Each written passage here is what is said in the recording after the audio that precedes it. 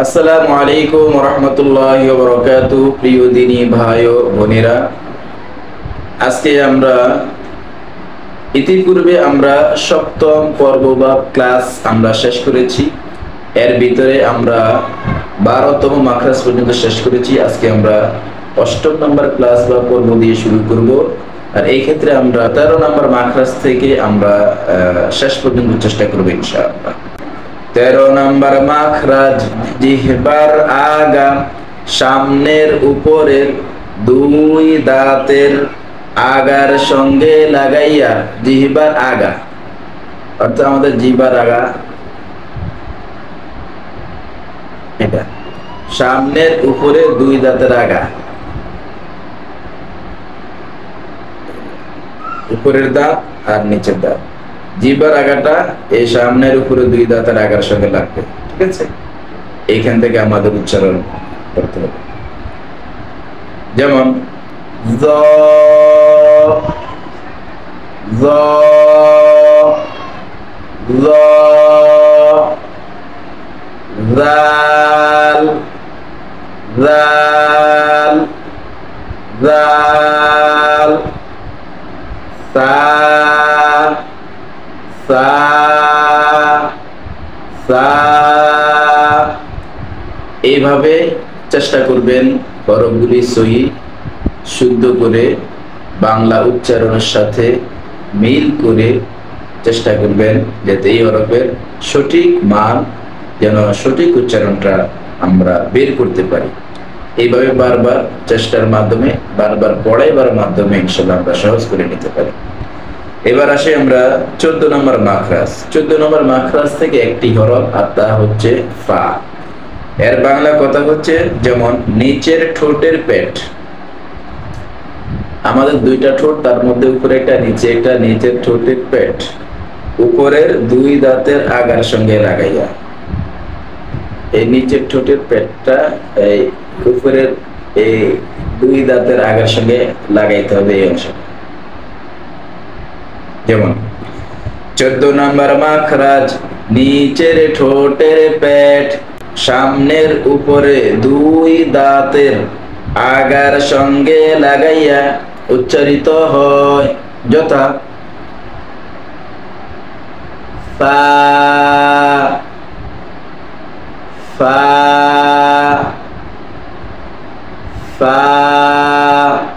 এইভাবে এই নিচের ঠোঁটের পেটের সঙ্গে সামনের উপরে দুই দাঁতের আগা লাগাইয়া এই ফায়ের উচ্চারণটা করবে এবং বারবার চেষ্টা করবেন, বারবার উচ্চারণ করবেন, বারবার শেখাবেন। ইনশাআল্লাহ এটা অনেকটা সহজ হয়ে যাবে। এবার আসেন আমরা 15 নম্বর মাখরাজ। 15 নম্বর মাখরাজ থেকে 3টা হরফ উচ্চারিত হবে। কয়টি হরফ? 3টি হরফ। একটা হলো ওয়াও, দ্বিতীয়টি হলো বা, তৃতীয়টি হলো মিম।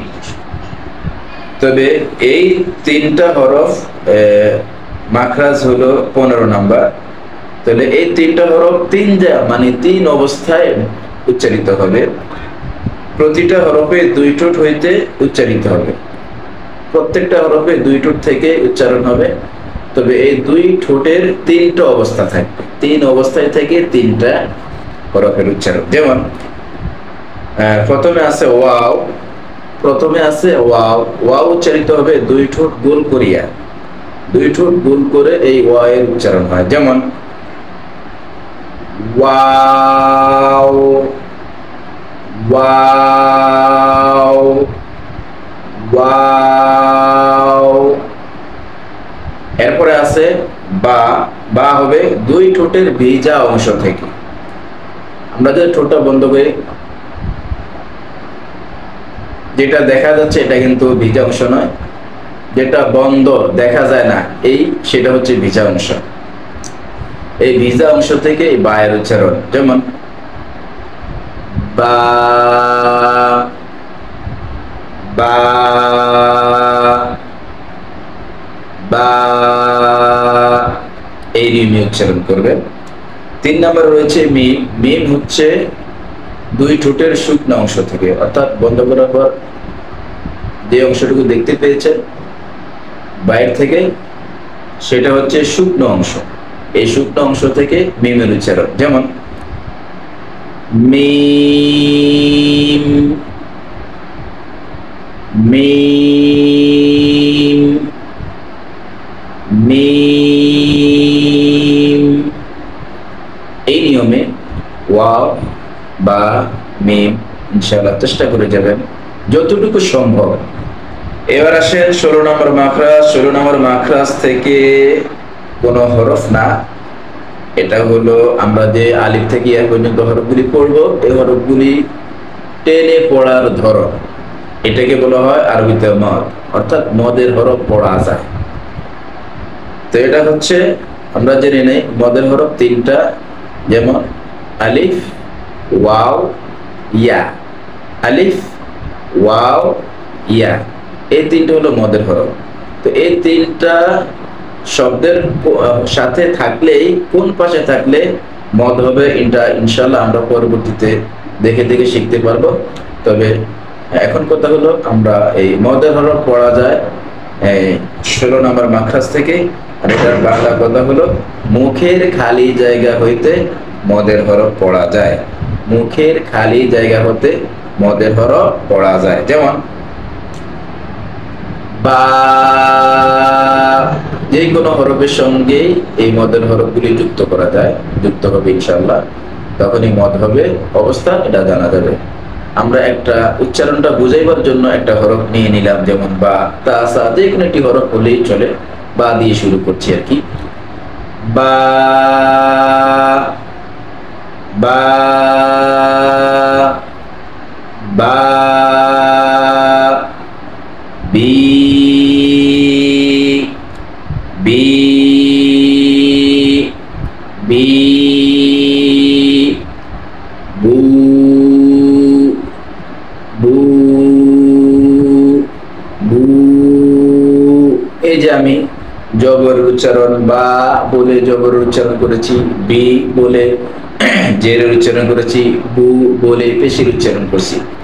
এই পেশের উচ্চারণ, জেরের উচ্চারণ, জবর উচ্চারণ টেনে পড়ার নামে হলো মদ। সেটা আমরা পরে জেনে নিব। তাই আমরা জেনে নিলাম 16 নম্বর মাখরাজ থেকে মুখের খালি জায়গা হইতে মদের হরফ পড়া যায়। এবার আসেন 17 নম্বর মাখরাজ। 17 নম্বর মাখরাজ থেকে কোনো হরফ নয়, তবে দুইটি হরফের যুক্ত অংশ, যেটাকে বলা হয় গুন্না, অর্থাৎ নাকের গুন্না, অর্থাৎ গুন্না করে, গুন্না অর্থ হলো নাকের বাসি থেকে গুন গুন শব্দ করে আওয়াজ করে পড়াকে গুন্না বলা হয়। এটা হলো 17 নম্বর মাখরাজের ধরন। তাহলে এটা আমরা পরবর্তীতে জেনে নিব, তবে উচ্চারণটা বলি গুন্নাটা কেমন। যেমন ইন্না, ইন্না, ইন্না, ইন্না, লাম্মা, লাম্মা, লাম্মা। এই দুইটা হরফ যুক্ত হয়ে কিছুক্ষণ আটকে ছিল, ধরেছিল, আবার ছেড়ে দিল, এরকম আওয়াজ যেটা, এটাকে বলা হয় গুন্না। তো ইনশাল্লাহ আজকে আমরা 13, 14, 15, 16 এবং 17 নম্বর মাখরাজ পর্যন্ত আমরা জেনে নিলাম। তো ইনশাল্লাহ আজকে এই পর্যন্তই থাকলো। পরবর্তীতে আমরা অন্য একটি বিষয় নিয়ে এর সিরিয়ালে, এরপরে যেটা সহজে আপনাদেরকে বলা যায়, শেখানো যায়, এমন একটি বিষয় নিয়ে আমরা পরবর্তী ক্লাস বা পর্ব শুরু করব ইনশাআল্লাহ। আল্লাহ পাক আমাদেরকে এইভাবে সহি শুদ্ধ করে তেলাওয়াত করে কোরআন শরীফ তেলাওয়াত করে আমল করার তৌফিক দান করুন, আমিন। আসসালামু আলাইকুম ওয়া রাহমাতুল্লাহি ওয়া বারাকাতুহু।